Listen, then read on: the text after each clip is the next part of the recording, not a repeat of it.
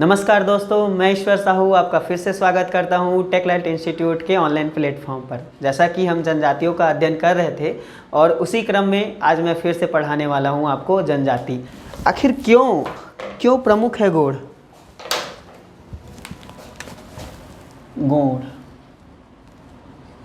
इसकी महत्ता किस लिए है और क्यों प्रमुख है? छत्तीसगढ़ के लिए क्यों महत्व है गोंड?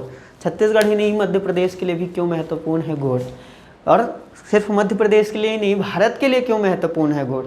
देखिए, भारत में मुख्यतः 3 जनजातियों की जनसंख्या बहुत ज़्यादा है। एक गोंड है, भील है और एक संथाल है।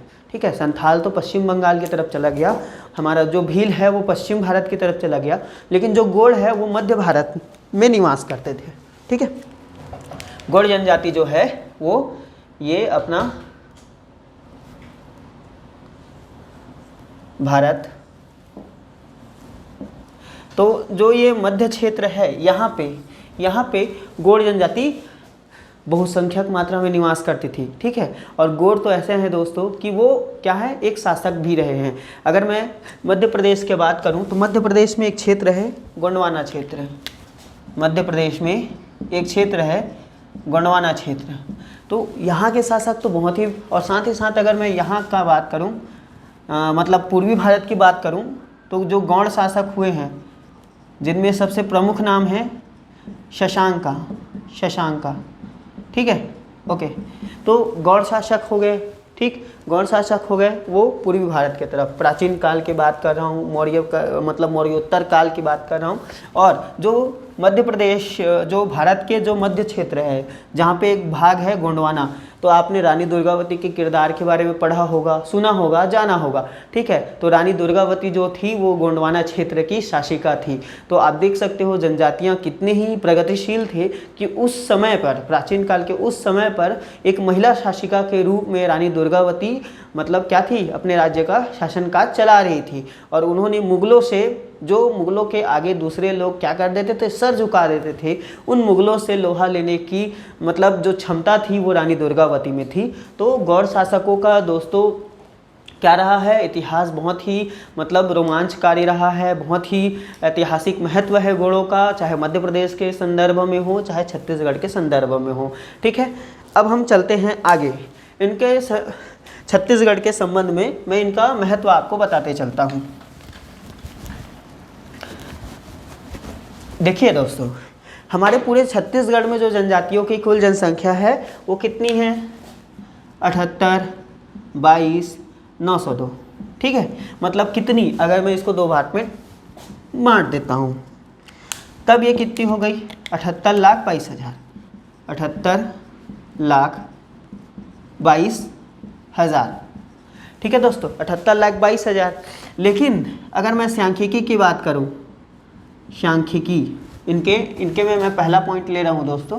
ठीक है, पहला पॉइंट मैं ले रहा हूँ वो है सांख्यिकी।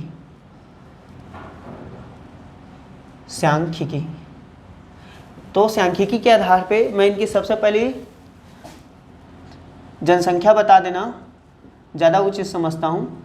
तो इनकी जनसंख्या जो है वो कितनी है? लगभग 42 लाख, या फिर मोटा मोटा ले लो 43 लाख। ठीक है, लगभग इनकी जनसंख्या 43 लाख है दोस्तों।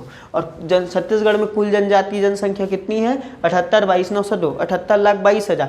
लगभग 60% ही अकेले किनका महत्व है? लगभग 60% की अधिक जनसंख्या ही किनकी है? गोंड जनजाति की है। लेकिन इनकी 42 उप जनजातियाँ भी हैं, ये भी इसी में शामिल है, वो भी याद रखिएगा। ठीक है, तो गोंड जनजाति को अगर समूह के आधार पर मैं देखूं तो 43 लाख की इनकी जनसंख्या है, जो छत्तीसगढ़ के कुल जनजाति जनसंख्या का लगभग 60% से भी अधिक का मतलब महत्व रखता है। इसलिए इनका महत्व अधिक है क्योंकि ये जनसंख्या में भी अधिक है, और साथ ही साथ इनकी सांस्कृतिक विशेषता भी छत्तीसगढ़ को एक मतलब अलग ही सौंदर्य प्रदान करती है। ये तो हो गया इनकी जनसंख्या। अब मैं इनके साक्षरता के बारे में अगर मैं बात करूं तो इनमें साक्षरता दर पाया जाता है 56.7%। 2011 की जनगणना के आधार पर मैं यह चीज़ बता रहा हूं। ठीक है, ओके। तो देखिए इनमें साक्षरता दर कितना पाया जा रहा है, 56.7%। तो दोस्तों इसका कारण क्या है, मैंने बोला कि जो गौड़ जनजाति होती है, अगर उनका मैं संकेंद्रण अगर मैं बता देता हूँ पहले, फिर चीज़ें आपको स्पष्ट हो जाएंगी। दूसरा, सांख्यिकी के उपरांत संकेंद्रण, संकेंद्रण, ठीक है। तो संकेंद्रण में सरगुजा संभाग, सरगुजा संभाग, बस्तर संभाग, बस्तर संभाग और संपूर्ण छत्तीसगढ़ में, संपूर्ण छत्तीसगढ़ में, छत्तीसगढ़ में ये क्या है, अंशतः है, ठीक है। संपूर्ण छत्तीसगढ़ में अंशतः सभी जगह फैले हुए हैं गौड़ जनजाति, ठीक है। सरगुजा संभाग में क्या है, बाहुल्य है, मतलब इनकी जनसंख्या अधिक है, और बस्तर संभाग में भी ये बाहुल्य जनसंख्या पे है। लेकिन संपूर्ण छत्तीसगढ़ में फिर बाकी इनकी जनसंख्या क्या है, अंशतः है, क्योंकि ये मध्य छत्तीसगढ़ में भी निवास करते हैं और साथ ही साथ इनमें धीरे धीरे जो शिक्षा का स्तर है, क्योंकि स्थायी कृषि करते हैं, मध्य क्षेत्र में निवास करते हैं, समतल भूमि में निवास करते हैं, इसलिए अन्य जनजातियों की अपेक्षा इनकी साक्षरता दर थोड़ी अधिक है। इनसे भी अधिक साक्षरता दर वाली जनजाति आपको देखने को मिलेगी। तो आगे देखते जाइए, ठीक है। वैसे अगर मैं औसत जनजाति जनसंख्या साक्षरता की बात करूं तो यह 59.09% है, ठीक है, इसको याद रखिएगा। ओके, नेक्स्ट, संकेंद्रण के उपरांत अगर मैं इनमें उपजातियों की बात करूं, उपजाति, ठीक है, या उपवर्ग बोल सकते हो, कौन कौन से हैं, जैसे कि मुड़िया, माड़िया, अबुझ माड़िया, अबुझ माड़िया, ठीक है, अघरिया, अघरिया, धुरवा, धुरवा, डोला। तो ये जनजाति मुड़िया, माड़िया, भुजमाड़िया, गढ़िया, धुरवा, दोला, ये क्या है, गोड़ों की क्या है, उप जनजातियाँ हैं, उप शाखाएँ हैं, ठीक है। अन्य जनजातियाँ भी गोड़ों की कई मैंने बोला कि इनकी कितनी उप जनजातियाँ हैं, 42, कितनी,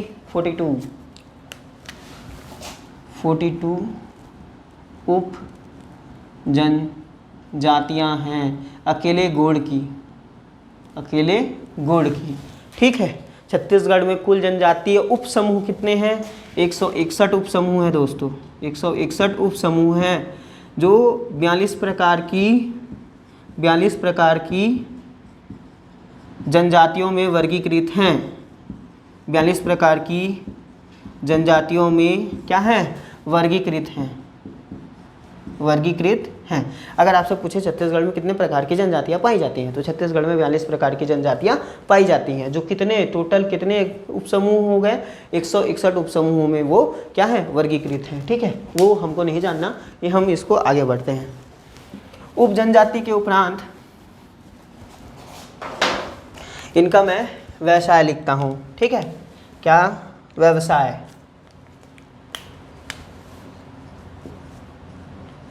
व्यवसाय। देखिए गौड़ जनजाति जो है बैगा जनजाति की तरह स्थायी कृषि नहीं करती। गौड़ जनजाति जो है वो क्या करती है, स्थायी कृषि करती है, स्थायी कृषि करती है, ठीक है। और जो ग्रामीण क्षेत्र में या जो जंगली क्षेत्र में विशेषकर निवास करते हैं वो वनोपज संग्रहण करते हैं, वनोपज संग्रहण करते हैं, ठीक है। तो वनोपज संग्रहण करना, कृषि करना, जो गरीब हैं वो मजदूरी कार्यों में भी बहुत सारे गौड़ जनजाति जुड़ी हुई है, मजदूरी। तो स्थायी कृषि करते हैं दोस्तों। स्थायी कृषि करने के कारण इनकी जो निवास जो होता है वो स्थायी निवासों में ये बढ़ते जाते हैं, ठीक है। अब मैं इनमें प्रचलित गोत्रों के बारे में बताता हूँ, जिसे लोग अपने सरनेम की तरह भी यूज़ करते हैं, गोत्र, गोत्र। तो इनमें प्रचलित जो गोत्र है जैसे कि कुर्राम हैं, कुर्राम, ठीक है, टेकाम, कुर्राम, टेकाम, धुरवी, धुरवी, पोरते, पोरते, पोटी, पोटी, ठीक है, माड़वी, माड़वी, इत्यादि इत्यादि, ठीक है। और बहुत सारे इनमें गोत्र प्रचलित हैं, तो कुछ गोत्र आप लिख सकते हो। मेंस राइटिंग करते रहोगे तो एक पैटर्न फॉलो करोगे तो आपको लिखना आसान हो जाएगा, ठीक है। गोत्र लिखने के उपरांत इनमें प्रचलित जो देवता होते हैं उनके बारे में बता देता हूँ। इस जनजाति में जनजाति द्वारा किन किन देवताओं की पूजा की जाती है। तो मुख्यतः जो गौड़ जनजाति होती है ना, वो बूढ़ा देव को मानते हैं और बूढ़ा देव महादेव के रूप में होते हैं, ठीक है। तो बूढ़ा देव को मानते हैं जो महादेव का रूप है, बूढ़ा देव, बूढ़ा देव, ठीक है। देखिए बूढ़ा देव का एक संदर्भ समझिए। एक मान्यता के अनुसार एक लेख है, उसके अनुसार मैं बता रहा हूँ। तो गौड़ों से संबंधित एक लेख आया था, उसमें बूढ़ा देव की विशेषता बताई गई थी। तो बूढ़ा का अर्थ होता है यहाँ प्राचीनता से है, आदि से है, ठीक है। तो ऐसे देव जो आदि काल से हैं, जो प्राचीन काल से हैं, तो वो देव कौन है? आदि देव जिनको कहा जाता है वो है महादेव, ठीक है। तो इसी संदर्भ में वो अपने देव को किनके नाम से संबोधित करते हैं?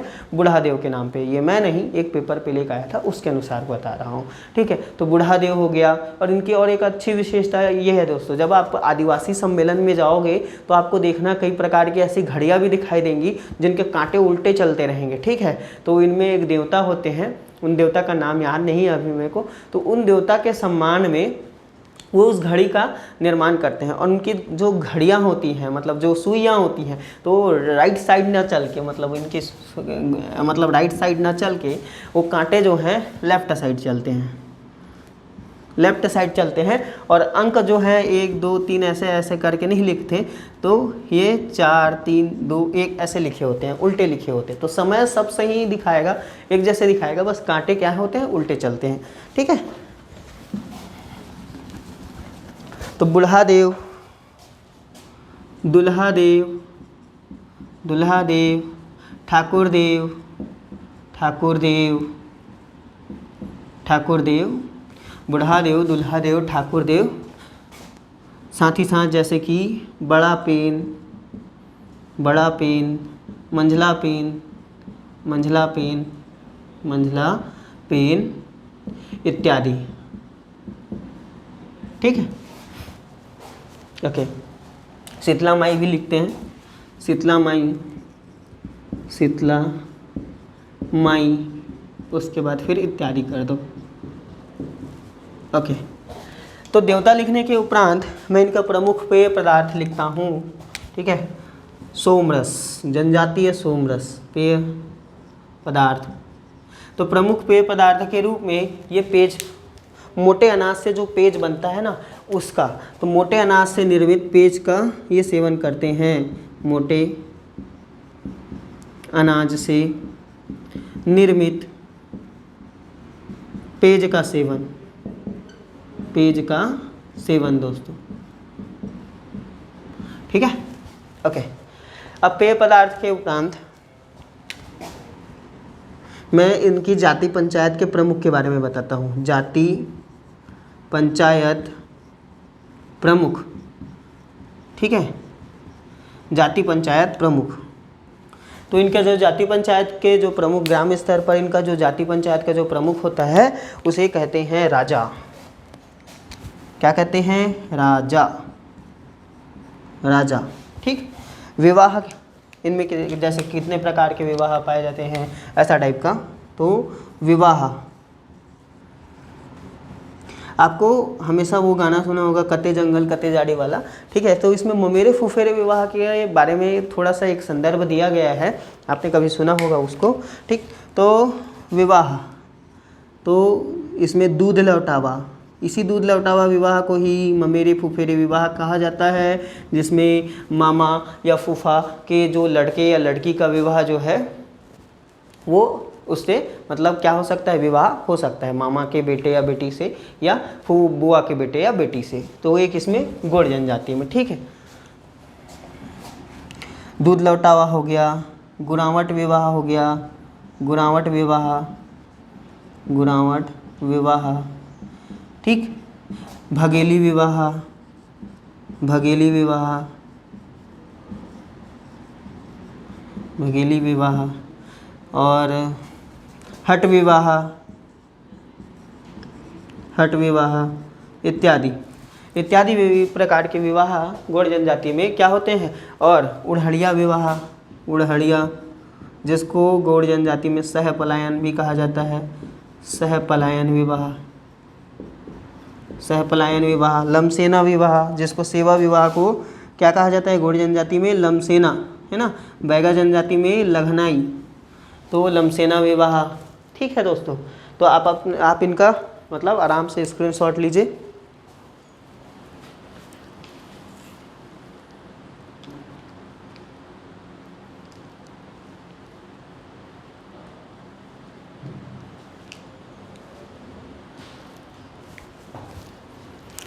ठीक है, ले लिए। ओके, नृत्य समझते हैं अब नृत्य।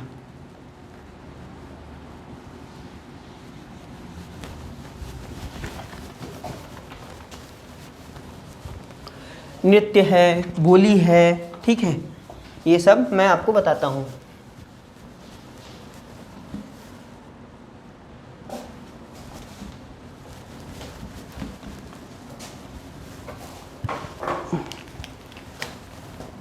जैसे कि कौन कौन से नृत्य है, किस बोली का प्रयोग करते हैं, ठीक।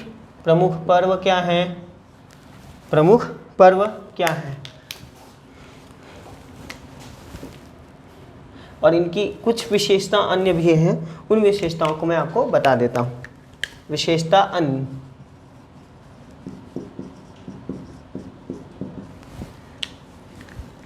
तो इनके प्रमुख नृत्य में जैसे कि कर्मा, कर्मा हो गया, कर्मा नृत्य हो गया, सुआ नृत्य हो गया, कर्मा नृत्य, सुआ नृत्य, ठीक है, कर्मा, सुआ,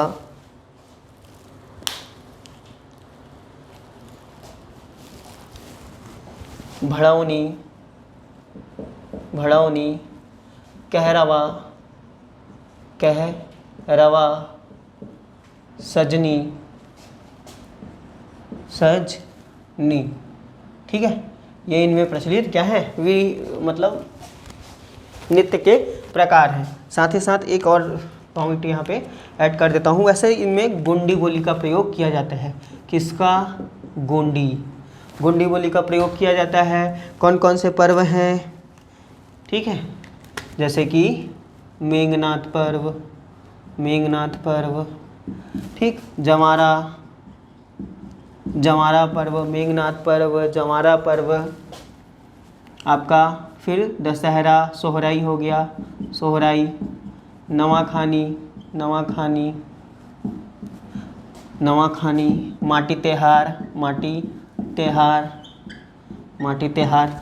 तो ये गौड़ जनजाति में ये त्यौहार मनाए जाते हैं, ठीक है। विशेषता इनमें जैसे कि एक दो प्रकार, एक प्रधान गौड़ होता है, प्रधान गौड़, एक राजगौड़ होता है, राजगौड़। तो ये जो राजगौड़ हैं ये क्या होते हैं, समृद्ध जनजाति है। ये यही तो शासक थे जो मुख्यतः क्या थे, जमींदार थे, दो जमींदार थे, ठीक है, जमींदार थे। प्रधान एक अलग, प्रधान जो है एक विशेष अलग जनजाति है, लेकिन उनको सम्मिलित रूप से प्रधान गौड़ कहा जाता है। जो गौड़ शासक थे उनके जो चाट और भरण कवि के रूप में प्रधान जनजाति क्या करती थी, कार्य करती थी, ठीक है, कार्य करती थी। उनका प्रशस्ति गायन, जो गौड़ शासक होते थे उनके प्रशस्ति गायन जो करते थे वो प्रधान जनजाति करती थी, ठीक है। इतना कहता हूँ और उसके बाद फिर मैं कंवर जनजाति स्टार्ट करता हूँ।